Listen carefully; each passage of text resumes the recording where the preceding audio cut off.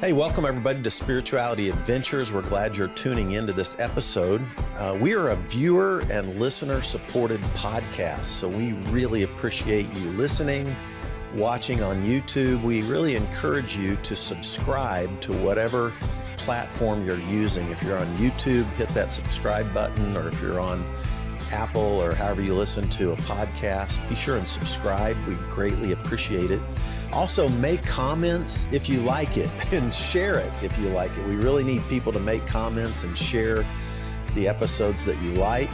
And then also, if you're not already a supporter, we really would encourage you to go to spiritualityadventures.com and you can pick a tier, and we have bonus content for every type of giver. This is a nonprofit, so they're tax-deductible donations, but we do provide bonus content for those who are supporters. So be a part of the team, help support Spirituality Adventures, and we're so glad you're tuning into this episode. Hey, welcome everybody to Spirituality Adventures. Thanks for tuning into this episode. Glad to have Jonathan Bentley on the podcast today. Jonathan and I have never met in person, but I had the joy of reading his newest book, Shadowing St. Francis, and the subtitle... Newest and only book. Newest and only.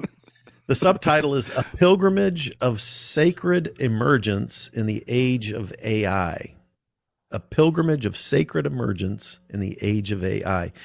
And how this happened, there's a conference that Tom Ward puts on called Ortline, and he basically pulls together... probably 30, 40 authors. Yeah, it was a lot. And it's like 2 or 3 days of every hour on the hour, there's a new book with a new author.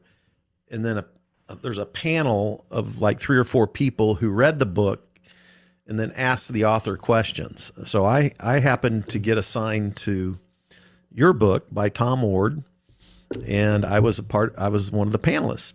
So we met online just back in February of 2026, and I really enjoyed the book, Jonathan. Weren't you the only one of the interviewers that was formerly a pastor with like pastoral experience? Maybe? Probably, and currently a pastor. Okay. I've been pastoring for almost 50 years with about a 2-year forced sabbatical. So you don't look a day over 50. So you must have started when you were a kid. Dude, I just turned 65 and I put off a hernia surgery for 2 years because it saved me $10,000, and I just had it last Wednesday, and I'm still kind of in pain from that thing. Yeah, they gave me some good oxy though to help with the pain, so that was kind of fun. So since men don't generally color their hair, usually you can. The fact that your hair is so dark, mine started to finally go gray, and I'm 70 now, but into my late 60s, I didn't have much gray at all. And people would always say, well, do you color your hair? I go, of course not. I'm a guy. But apparently there are guys our age who start coloring their hair so that they have mine. But if I grew my beard out, you would see it's mostly gray now, my beard, but then it's starting to creep up, Anyway, all right. Well, let's set the stage for this book first, Jonathan.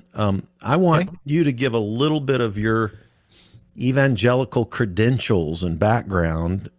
Sort of a mini context, 3 to 5 minutes of your evangelical life and history, and then bring us into who you are now and why in the world did you decide to walk a few hundred miles in Italy to retrace the steps of St. Francis, so to speak, and in an age of AI with you're deconstructing and reconstructing your theology. Give us some context. A quick factual correction. It was kilometers, not miles. They're much shorter.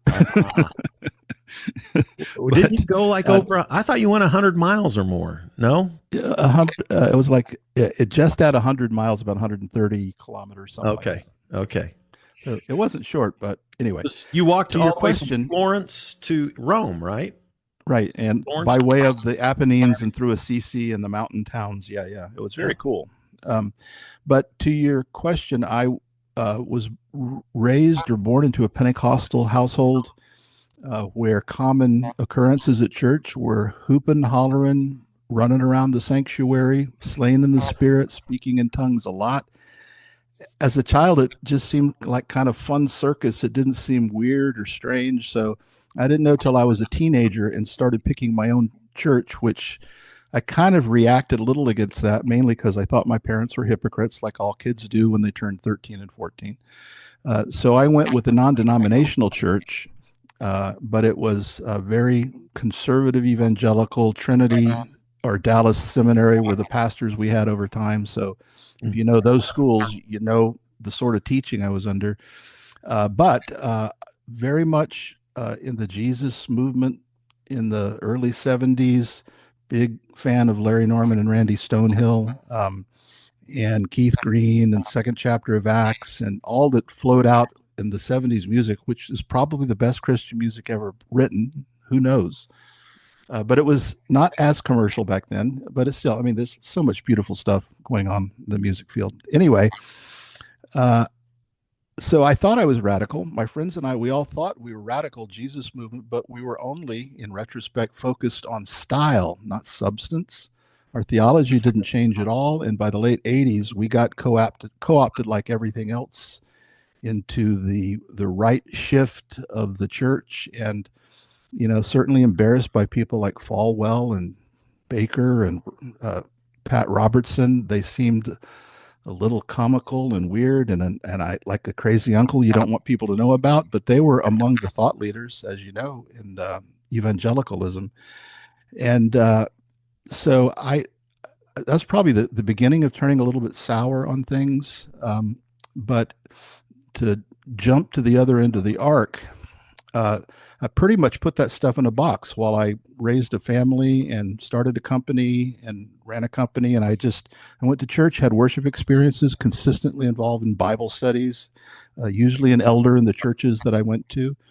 And the switch or the change was when I retired, sold my company, and I had no excuse to ignore it anymore. I felt like I would be irresponsible not to like take up this thing that now was commonly called deconstruction and figure out where's the end of it, because I don't want to end up just complaining and grumbling about all the I was going to use the S word, all the bad stuff that people have seen and known about, fundamentalist approaches.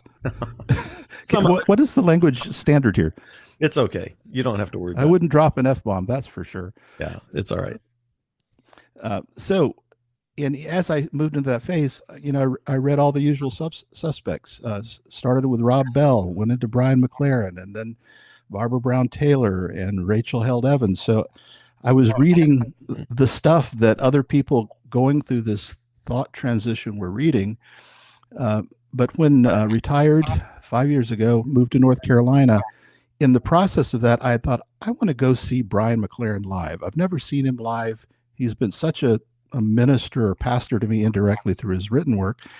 And I found this thing called the Wild Goose Festival, which he's one of the ones that, an early leader in that. And it was wild. I did not know progressive Christianity could get so crazy. So it was not quite off-putting, but when you have things about, psychedelics and polyamory, both of those are on the agenda the first year I went, I thought, I am not in Kansas anymore.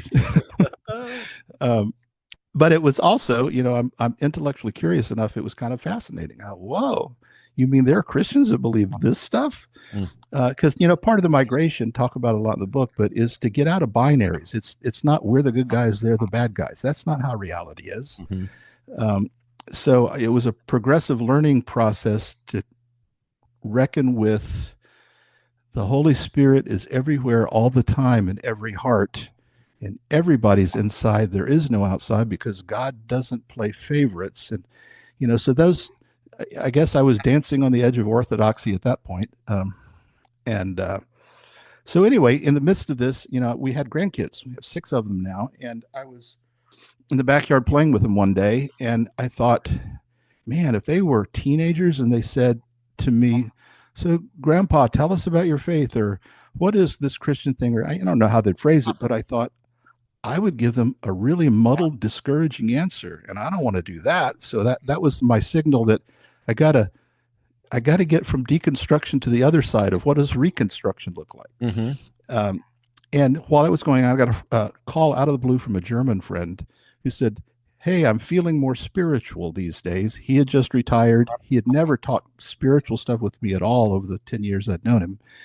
So I thought, spiritual? Wow, for him. So this must be big. And he said, "I want to do this thing called the Way of the St. Francis pilgrimage, and I want you to come too. I've got some other friends coming." So, uh, as you can tell from looking at me, I'm a heavy guy, and I was apprehensive about the walking. And if you read the book, it didn't go so well at certain points, but it was such a big challenge. And I thought, St. Francis, he's got a lot to give. I think I remembered my only knowledge of St. Francis at that point was Zeffirelli's film in the mid '70s, Brother, Sun, Sister, Moon. Oh yeah. And he was a really cool countercultural kind of figure. So like a hippie guy. Yeah, kind of a hippie. So that was a year and a half before the event. In the intervening year and a half, I just jumped in with both feet, reading any biographies I could find about Francis, trying to become acquainted a little bit with Catholic, particularly medieval Catholic theology, and in the process of that, that's when ChatGPT was first released. So I thought, well, this is a helpful research partner, and it really was remarkably helpful in all the ways it could help me contextualize and find resources and understand things I didn't quite understand. So with that kind of as a retro rocket for figuring stuff out, it was 2023 when we went. Oh, and he had picked this time because Bruce Springsteen was playing a concert at the Hippodrome in Rome. And so it was all designed that we would do this 2.5, 3 weeks and then finally end up in Rome and go see Springsteen. And the working joke was we're going to see the boss of the church and we're going to see the boss of American music all in one day. Wow. The Pope, because the Pope did the prayer that day. So Pope at noon, and by 9 o'clock, we were in a field with 70,000 other people, no seats, watching Springsteen for 3 hours. That man has amazing stamina for somebody 76 years old. Unbelievable. That's so cool. And, did I cover the arc you were looking for? That's there? Great. Maybe. That's awesome.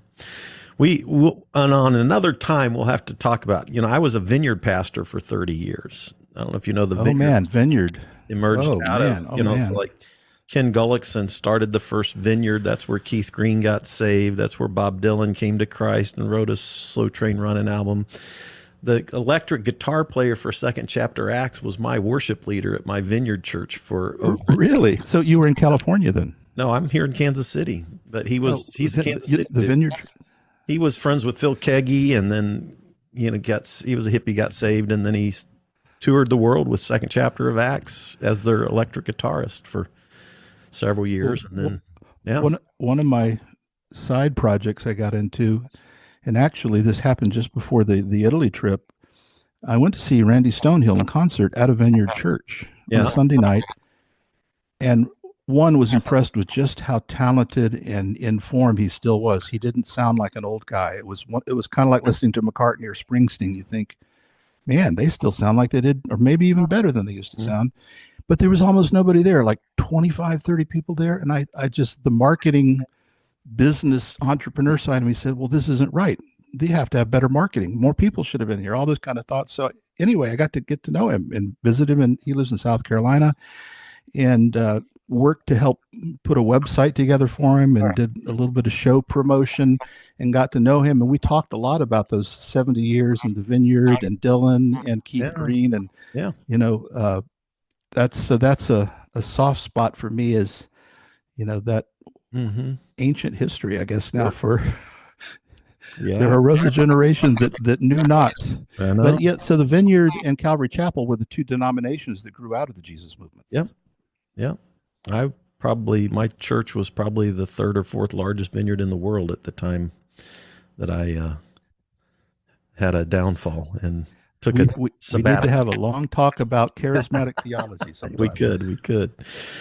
So, so you decide to go on this trip. You start preparing for it physically, by hiking and getting in shape. But then you also prepare for it by reading biographies on St. Francis, as well as using Chat GPT. And so I know that the book starts with your plane flight over to did you fly into Milan first or Florence? No, connected first from Raleigh to Paris, Paris to Rome. So it was Paris. Okay, you flew in. And you ended up having a fascinating conversation partner even before you started the hike, which I found was really interesting. One was a astrophysicist, I think. Yeah. So, and the other one was somebody who was helping AI companies in some way or another. Yeah. Yeah. So the first one on the flight to Paris, it was an astrophysicist. That's where we get into the Big Bang discussion and its implications. And then on the train from Rome up to Florence was the other one. He was a venture capitalist, Jewish lawyer type of guy. But I need to say these were composite characters. I should back up a step because I disclosed this in the author's note at the beginning of who's real and who's not. And is this memoir or is this novel?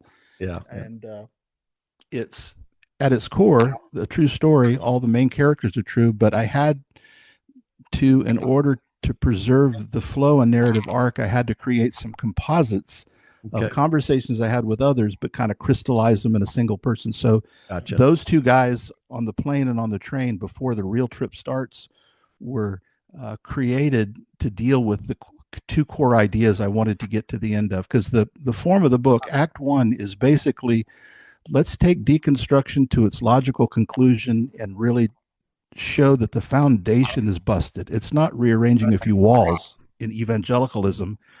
There is no foundation under it. The whole thing's collapsed theologically in some ways, not necessarily pastorally. Yeah, important to distinguish. But because of that, I brought those characters in so that I hope by the end of Act 1, anybody who's still somewhat not fully deconstructed, and my frustration wasn't and is still that I think most people don't use the term like it was originally meant or coined, because it's a very philosophical and deeply structural term, deconstruction, and it ultimately means language is contingent, so therefore it's impossible to have any text that is absolutely true, because language is never absolutely true. Right. And I felt most of the deconstruction stories I was hearing were about emotional abuse and the way that people had not reckoned with how much certain kinds of theology can hurt and harm people. The stuff on sexuality and the purity movement, just things like that legitimate, important discussions, justice questions. But in terms of the theology, that puzzle, deconstruction is not really about a bad pastor really hurt me. Deconstruction is what is coherent and worthy of belief. But the term has gone that direction. What I was trying to do in Act 1 is say, what does full absolute deconstruction look like? And you have to give up on a God that can know the future, because the future doesn't exist if we have free will. It's still contingent. And then, of course, with the lawyer on the train, or the venture capitalist, there the turn we were taking is about theodicy, because that is the Achilles heel of Christian theology, is you can't explain how a good God allows so much bad shit to happen. Right. So, especially there, I good God, right? Yeah. So I wanted people to come out saying, be fully deconstructed before we start building back, which is the rest where we go from there. And that's when I meet up with the guys in Florence. Yeah. Well, you set up a couple of things, like with the astrophysicist, the expanding universe, not perfect and and not unchanging, right? So we have this expanding universe. And then the other one was this AI like amoeba is what I called it. It's you have consciousness. This is a quote from your book. And AI is an organized system that responds to its environment and keeps adjusting in order to persist or exist or persist in existence. That sounds like a living. Yeah. That sounds like a Well, living sentient being to me, right? well, so I do draw a line between living and sentient. Sentient's a trickier one, but I make the argument that it is alive by the hardcore biological definition in that it learns and it changes. Yeah. It's not a big catalog that goes and finds your answer for you. It constructs on the fly. So it's a step change difference in the nature of software and technology that people, me included, are still struggling even to understand what is it. We don't really know what it is other than it can really converse with you, and it can remember your conversations, and it can be very helpful in so many ways. And I'm a little mystified by how most everyone has jumped to the Darth Vader theme that it's going to kill us, as opposed to the more reasonable and supportable theme of it's a lot more like C3PO than it is like Darth Vader. A little less silly, but also early on it had kind of a patronizing tone, like like an elementary school teacher, because it was still an elementary school teacher. C3PO had that kind of patronizing tone, but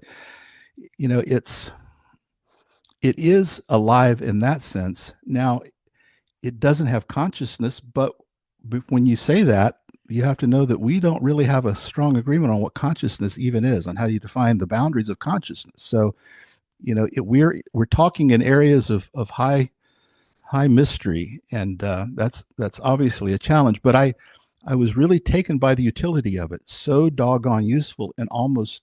And I've only grown in that feeling since I finished the book a year or so ago. So that's what I was trying to do with that, is to say, and the conversation with those guys, particularly the venture capital guy, was this idea that it learns like an amoeba learns. Doesn't learn much, but it's not just programming. It's not just software. And you even said accidentally egoless intelligence. You picked up some of my good phrases, man. Yeah. So, well, these caught my attention. It's like, wow. So you familiar with the term kenosis? I think probably most pastors is one of those. Yeah. So self-empty too. Yeah. Emptying yourself, God emptying himself. I think the heart of the gospel is kenosis. That what Jesus said that nobody had said before and not many since, that was totally unique, is that the only pathway into wisdom or to truth or to communion with the Father is to empty yourself of ego. You have nothing to defend. And Francis was this amazing, incredible example of somebody who did that so overtly and aggressively right at the beginning. Gave up name, power, wealth, privilege, shoes. He literally went with a robe and bare feet off into the woods to figure it out. And what came from it is he no longer had a reputation to defend. And when you think of how much of our communication with each other is protecting our reputation, and even a lot of the problems with pastoral failure is they have this face that they feel a sense of responsibility they have to maintain to the people they're pastoring, even when there are all kinds of doubtful, crazy stuff going on behind the face. and I think pastors generally are not free to open up to almost anyone in their congregation about that without fear of what that will do to the relationships.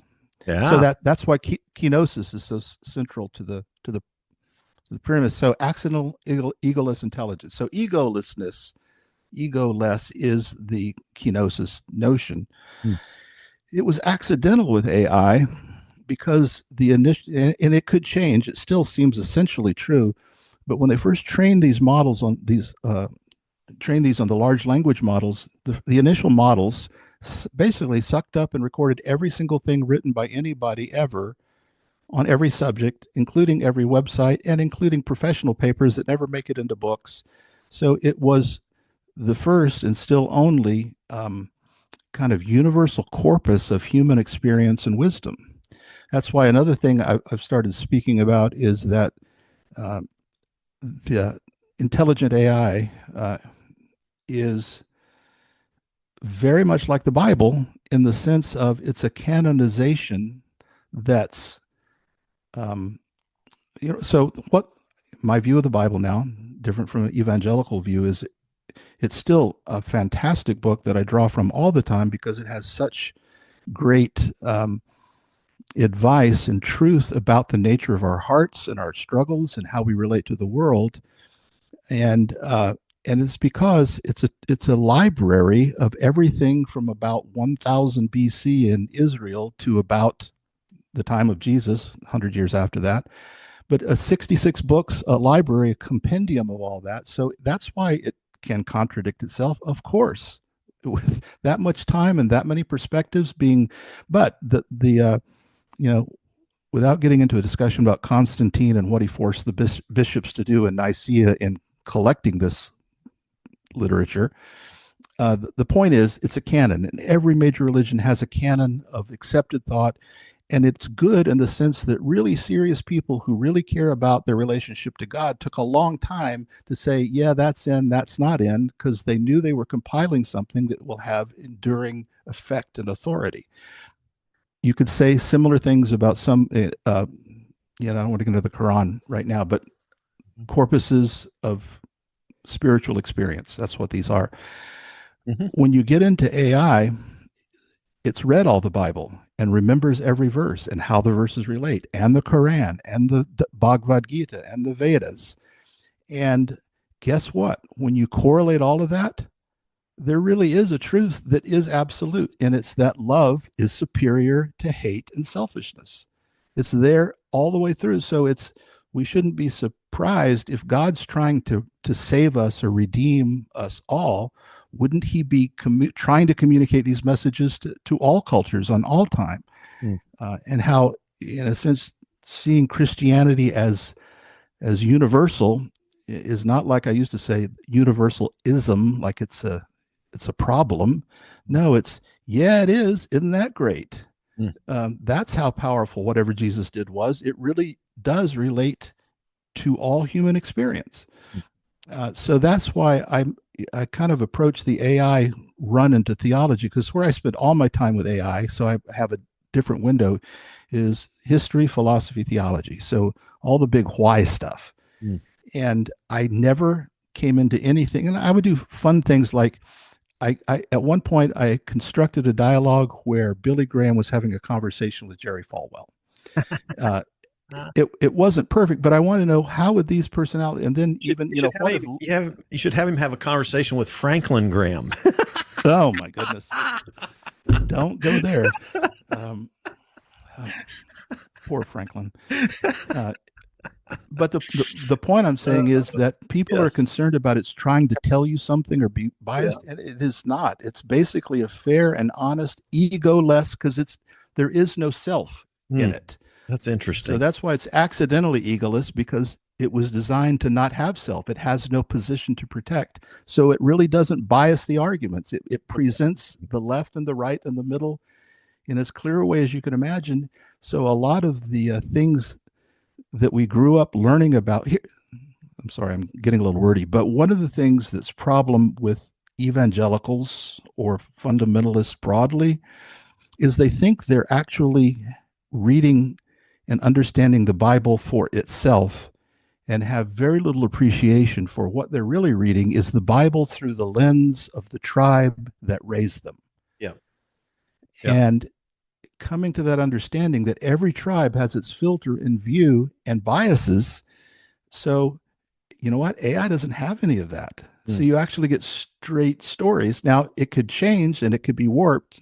I'm not trying to say this is a great thing forever and always, because it's kind of like nuclear power or fire. There's lots of destruction it can and will do, but not by design and not because of ego. Well, if it does, it's because the human egos of some of the owners of these models will program it in that direction. Exactly. Bad actors can do bad things. Exactly. Yeah. So one of the things that that comes up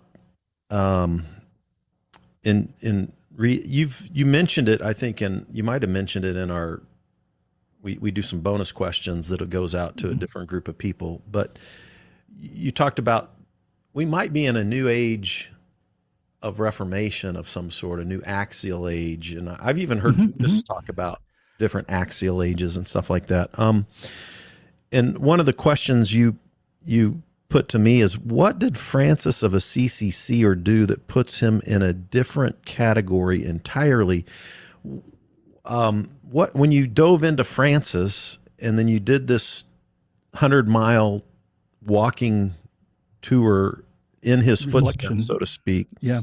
it's kind of like a memoir travelogue in some ways. Yep. And so and how does Francis, this sort of ancient person, Hmm.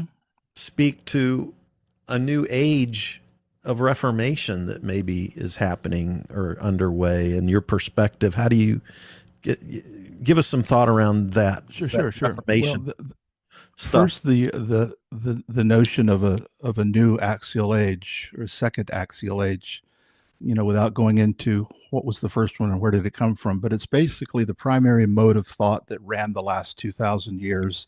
It dates back to the origin of all the major world religions. So 3, 4, 500 BC was when we had the Jewish prophets and Confucius and Buddha and Socrates, and it was the first lift out of tribal orientation, and it was really the architecture of intellectual process for the last 2,000 years. What started happening about 100-ish years ago was quantum and process and the change in ontology. It was an ontological time, meaning we were concerned about concrete things like being and the absolutes of perfection, which were Greek. Plato and Aristotle basically gave the architecture for that stuff, and Augustine and Paul both were basically following philosophically in their footsteps. With Whitehead, who's I see, kind of Whitehead and Teilhard de Chardin for this age we're in, kind of comparable to what Augustine and Aquinas were for the first axial age, the 1,000 years of Christendom.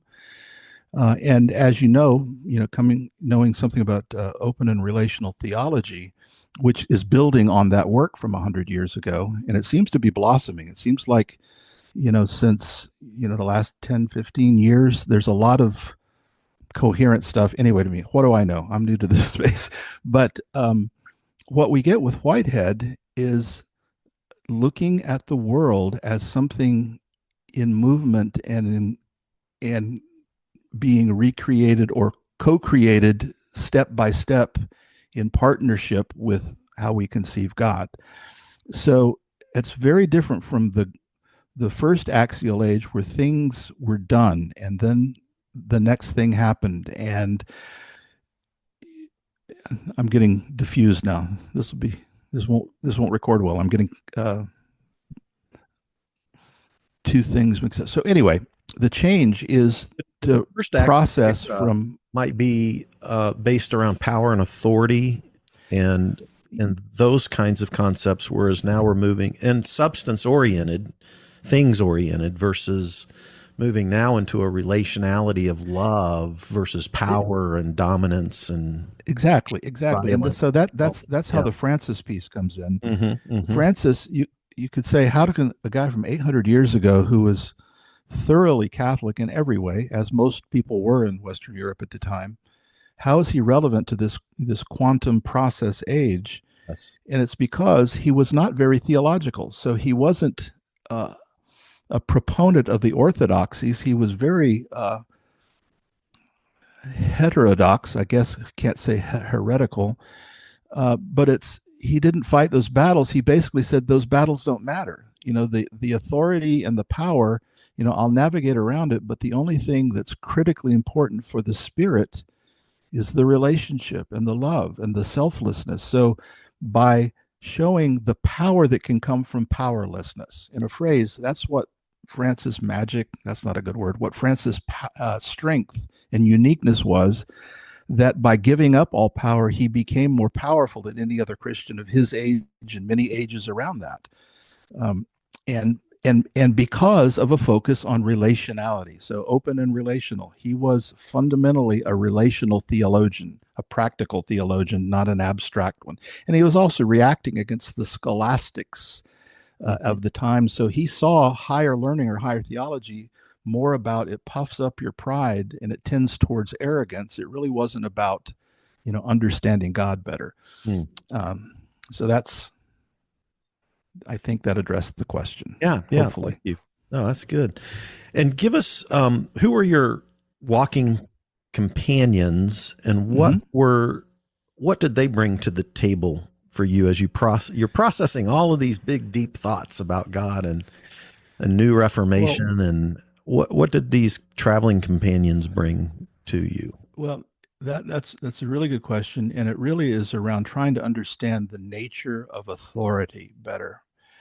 I had a premise that we ended up working out through conversations, that how you view God or how you view the faith depends on what pole you're coming through in terms of what you believe primary authority is. So, and I think there are three poles. One are those that say the authority is what they call the inerrant perfect word of God. And if you can't get biblical justification, it's not worth talking about, because it's about the book, and everything else I interpret, it's through that starting point of it's about the book.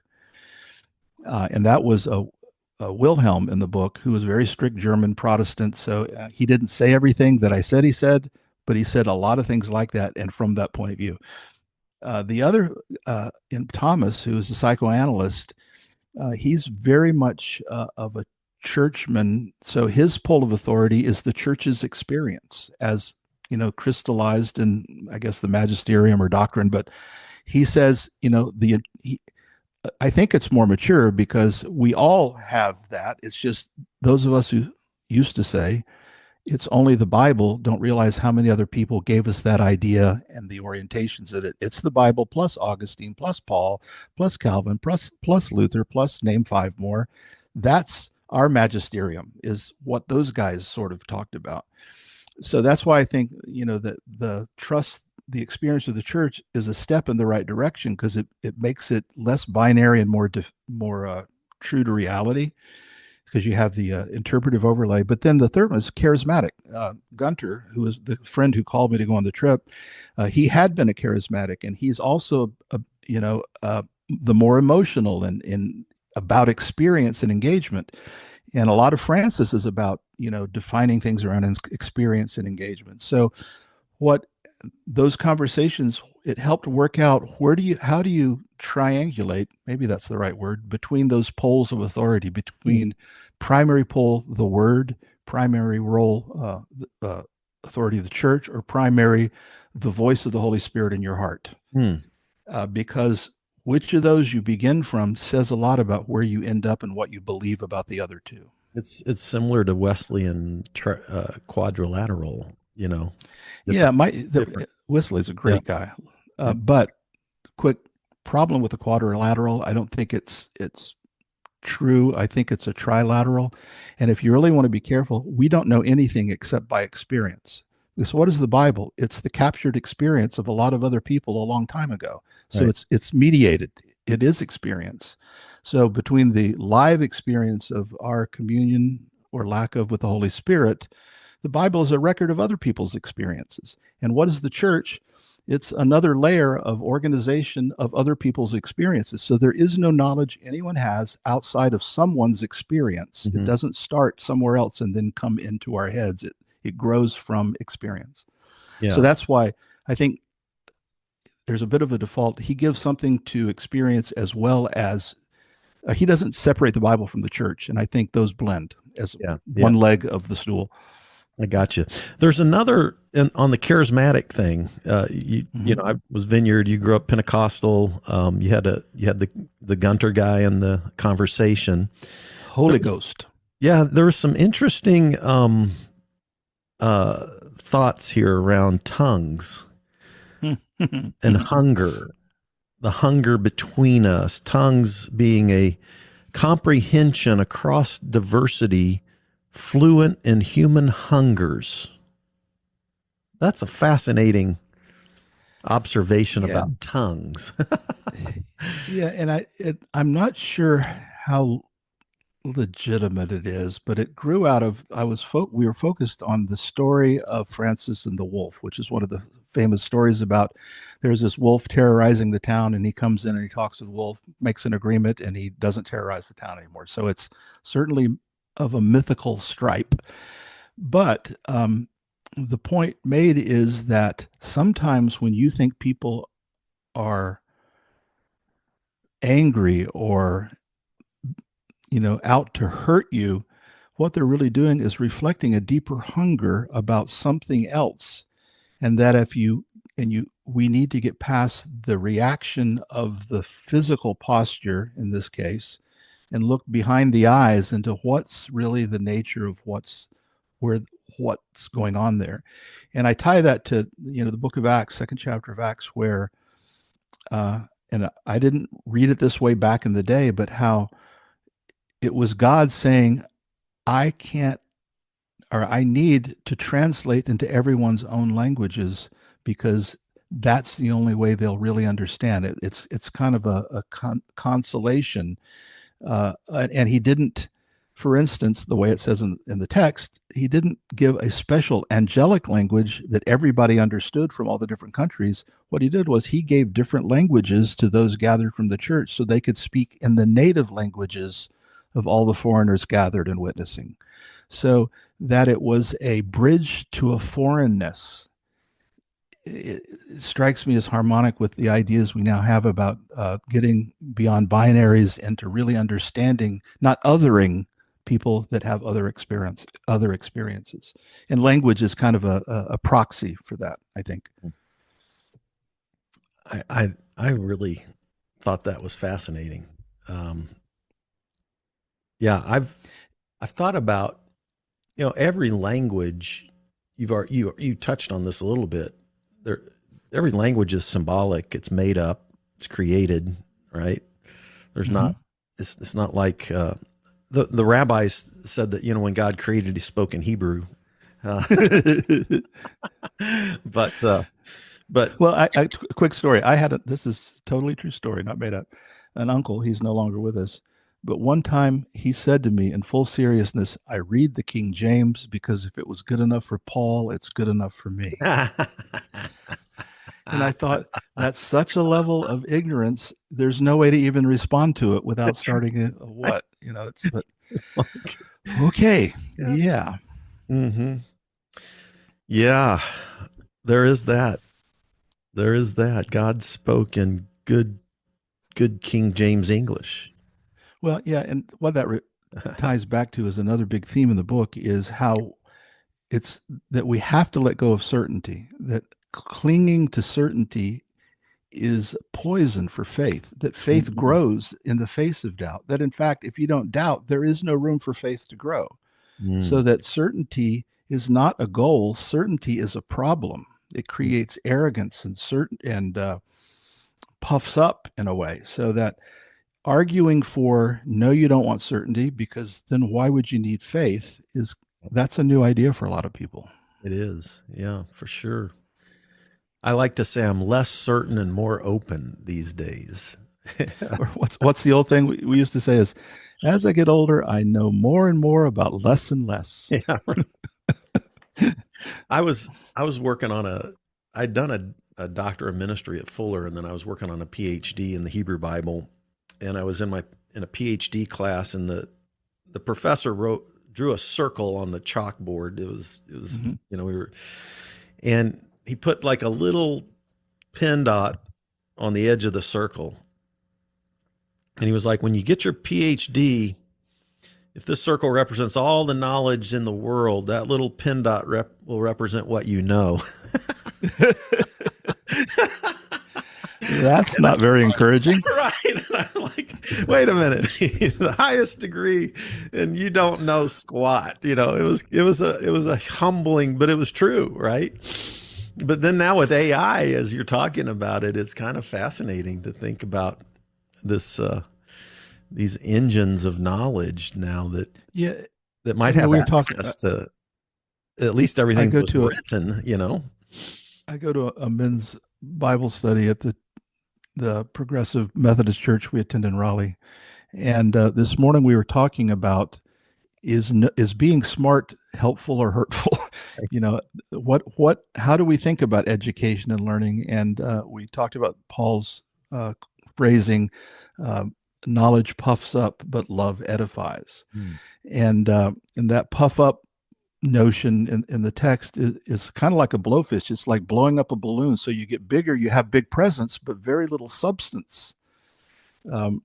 And love is just the opposite. So it's the knowledge is not the problem. It's, are you using it to feather your own ego and show how smart you are? Or are you using it as a tool to better understand and be empathetic to those around you? Mm. Yeah, I love that. Well, speaking of a new Reformation, you know, where do you think that's going? Because you talk a lot about becoming and relationality and emerging. You know, I mean, in your subtitle, a pilgrimage of sacred emergence. Emergence. Emergence. What is your hope and vision for what might be emerging as we think about all of this? And how could this help humanity? And here's another question tied to that. Like Martin Luther King Jr., I think he adopted this quote from somebody, but his quote, "The arc of the universe is long, but it bends towards justice." Yeah, Obama what is quoted that emerging too. right now? What do we hope is emerging? So, this is the wineskins question in a way, because it may be that the whole structure and nature of orthodoxy, as we've conceived it for 1,000+ years, isn't made better. It just goes away. We stop talking about categories like orthodoxy, maybe. And as radical as this sounds, it might be one where we really have no problem with believing the Holy Spirit is talking to a Muslim, even though he didn't have your same construct for how to understand how God gave himself for us. So, those are very broadening thoughts that kind of blow up tribalism. But it really is, I hope that we are growing out of tribalism and into something that is more. But again, you look at the world, and again, you mentioned Martin Luther King Jr., Gandhi also. These are people who are embodying the sort of thing we're talking about. I think so. And a radically different position for Christian nationalists now that are actually gleefully asserting power and thinking it's kind of fun to put the enemies down. So it's a horrible thing when Christians can think they're doing the will of God by harming someone else. Yeah. Not new, the Crusades, et cetera, et cetera. Yeah. But it's, and I don't know if I talked about this in the book. I think I mentioned it, but when I'm talking with the guy on the train about the Holocaust and what that says about how we understand God's work in the world, I uncovered a bit that we chat about in the book, is that 200 years before that, 300 years roughly ago, it's back when Protestants and Catholics were the main warring parties in Europe, but we had, Christians exterminating Christians in greater numbers than the Holocaust. And we've kind of blotted that out, that, well, if there's something in the gospel that's going to make you good, how can two groups? Well, because they were tribal and political, and it wasn't about Jesus at all. Right. It was Jesus in name only. And so, and then how do we go ahead? The opposite of Jesus, co-opting the name of Jesus to do the opposite of Jesus. That's Christian nationalism to me. It is, and it's. I don't know if it's rampant or dying out. Hopefully, the second, but because it recurs, I think there's something about broken personalities in humanity where it's always coming back to, I have to have power so that I can make things go like I want them to go. So the thing of giving up self is just contrary to, I guess you can call it our sinful nature. I think it's more complicated than just sin, not sin. And again, I think a big problem with evangelicalism is overselling the gospel as a magic spell, that if you say these words, You're going to wake up tomorrow and everything is different. Well, orientation can be different, but you still have the same lusts and you still have the same fears. It's just now you know context and how to manage them. So I went through long recovery, like probably most serious evangelicals. Of I kept wanting to get saved again, so it would finally work. And then I realized that, well, no, it's just a process. It's like building muscle or musical ability, or any way you build competence. It's in increments, tiny bits over time, and it accumulates to great things. And I, one of the joys of getting to this age is to be able to look back and see things that seemed chaotic or pointless at the time, but you see how they're woven together in things into kind of like really a story or a tapestry. So, but it takes, I think, long time cycles to see that. And I'm diverting from the long arc of justice. uh, well, but here's how I'll address that. It's, what is God up to? If he's not done with creation and he's still making it more and different and higher, there are some that argue, and I don't argue against them, but it's like, wow, that's interesting that when you think about silicone as the basis of digitization, why do we think that life has to be biologically based like us? Why can't life start as silicone rather than cells? Mm. Well, can God, so the idea of a panentheism, not pantheism, how God is not everything, but something of him is in everything. Mm-hmm. That's a profoundly different way to look at the world. And if that's his project, and Teilhard is important because he has this notion of the omega pull. So God already has this goal of where we all end up, or what his hope for making the universe more fundamentally loving, if it's not too oversimplified to say it that way. And that pull towards justice, toward compassion, towards empathy, that is the root pull of God's intent. So everything else is something mitigating against that hopefully we get beyond. It's so interesting to know how little moral progress humans have made in 2,000 years. I mean, the things that we fight with in our own hearts every day are not materially different than what the prophets fought with 500 BC in their hearts and lives. Right. And yet technology has run so far. There's so many things about health and education and relationships that are better now. So if you look at the long arc, kind of like Steven Pinker, you could say the better angels of our nature really do hold sway, and that things like war are the aberration. They're not the goal or the norm. Mm. So it's really less, can the structures of the church hold what this new thing is, then how much does humanity fundamentally change, and how long does that take? I mean, I used to not be able to think it might take another 1,000 years for the church to get it right, but now it might. That the old thing, 1,000 years is as a day. Maybe it is. Survives that long. Yeah. The rate we're, well, yeah, it can't survive in its current form. So something new. Oh, it has to. Yeah. Has to. Right. Yeah. We can't feed 16 billion people with meat. Right. As an example. Yeah. I mean, but what if global warming does take the worst course possible and a large part of our species dies out? Yeah. That could be in the cards. I've heard people theologize about the end of the planet and then what's after,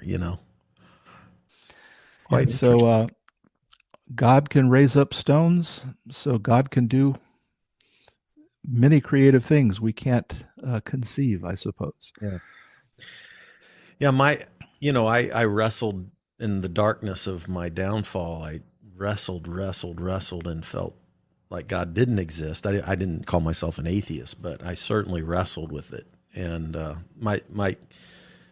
way I started getting myself out of it, and then what led me into the process theologians of love, kind of thing, is just like, well, I believe in love. Okay. It's there. It's real. I know it. I've experienced it. I've seen it in nature. I see the best of love. So I'm going to believe in love. Even if there's no So, God, I still want to believe in love. I still want to believe in beauty. I still want to believe in creativity. And I want to live for those things the rest of my life, yeah, even if there's and not these other things. well, I agree with you wholeheartedly. I think I probably come down stronger in terms of that's not what I prefer. That's what's most true in reality, and I want to get closer to it. Mm. One of the talked to Tom about the idea of love and power, and love is a problematic word. And it shows back to that deconstruction thing, the limits of language. Every pastor knows that Greek has three words for love, and we only have one. So, which one is it when you're talking about love? And most people, when they hear love, they think romance, they think soft, they think kind. Love is the most durable power in the universe. It's not soft. It can be soft, but that's not of its nature. Its nature is very long suffering and giving and empathetic. And those are all very hard things to do. The easy thing to do is to get pissed off and yell at somebody. That's easy. It's hard to love. So it's curious to me that by and large, when people think of love, they go, well, you can't run the world with love. I mean, some of, Trump's hooligans talk about this is just the world, naked power. That is it. Get over it. That's scary, but That's almost it a is. direct quote from Stephen Miller right there. So Yeah. I didn't want to use him by name, but yeah, yeah. I don't want to do slander today. Well, I mean, that's a quote. If it's true, is it still slander? No. All right. Well, hey, we've come to the end of our time here, Jonathan. Okay. This has been beautiful. Thank you. We could talk forever on our Jesus days, our Yeah. Jesus movement days. So that's fun stuff. But thank you so much for I loved your book and I recommend it, everybody. It's an easy read. It reads like I said, like a kind of like a travel log with a memoir. You're going to learn stuff about AI, about Francis, about love. If you've wrestled with your belief systems from evangelical or fundamentalist backgrounds, you're going to find all kinds of great ideas to move yourself forward in reconstructing a faith that's not based on certainty, but it's based on the hope of love and joy and egolessness, a giving away of ourselves for love.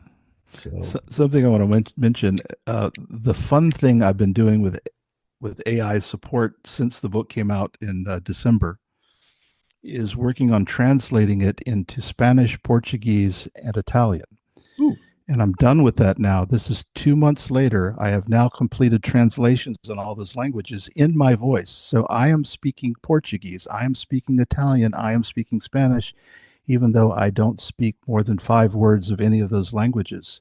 By doing a sophisticated training of my voice, so it is my real voice, but it was a professional AI training. But then with an audio engineer applying it to the text, it shrinks the cost of from 6 weeks and maybe 10 grand to do a translation to about a week and a half or 2 weeks and about $1,000. So just imagine all the author voices that might be able to speak in all these languages that they never spoken before. How's that for tongues? I spoke in tongues, but other tongues. Amazing. So it'll be out in 3 other languages in about 2 weeks in time for Easter. Well, that's incredible. Well, thank you, Jonathan, so much. Yeah. I hope to connect one day in person. By the way, Theology Beer Camp, I don't know if you've heard of that. Mm-hmm. It's going to be. I've been every year in the last 4 years. Oh, so have I. The first one I went to was Springfield. Yeah, so we were both there. We just didn't know each other yet. Well, this one is in Kansas City, and it's 5 minutes from my house. Then you're going to have to take me to barbecue. It's a deal. It's a deal. It's a date. Yeah, Trips Beer Camp is a must go for anybody who's serious about this area. There's such a rich depth of people that have come together for that. And, I poke fun a little bit at Wild Goose for some good reason, but Beer Camp is just, as long as I have the health to go, I won't miss it. And again, it could be a season. Like we're old enough to know things come and things go. So Mhm. it might not be here in 3 or 4 years, cycles and all. But yeah. So how about, have you heard of the Post Evangelical Collective, I the have. PEC? I know that they're doing a conference here in a couple of weeks out in Yeah, Boston. in April in Boston. Yeah, By the I'm way, going the to be church at that that. they're doing that at is the pastor there is Steve, I think Wilson. Hmm. That was a former Vineyard church, by the way, that was Oh, planted really? by a Vineyard friend of mine. And that's not Vineyard because Vineyard drew a hard line on the LGBTQ plus issue. So, Hmm. like I pastor an open and affirming church now, and they left the Vineyard because they were open and affirming. And I think it's called, might be called Renaissance Church or something like that. But anyway, that's a former Vineyard church, by the way. That's going to be That held at the Post Evangelical that Collective.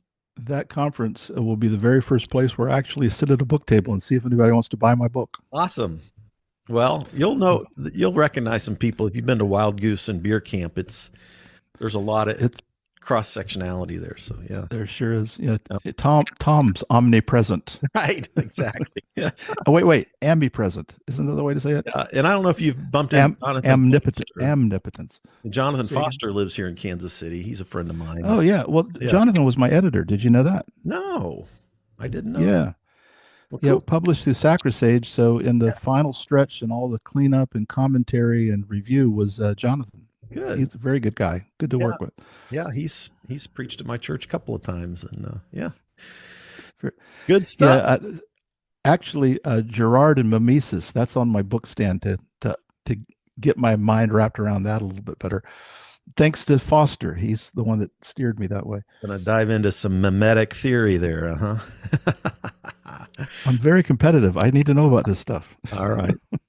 Oh, good stuff. Well, thank you, Jonathan. Thanks everybody. Okay, thank you so much. It was great. Thanks everybody for tuning into Spirituality Adventures, and we will see you next time.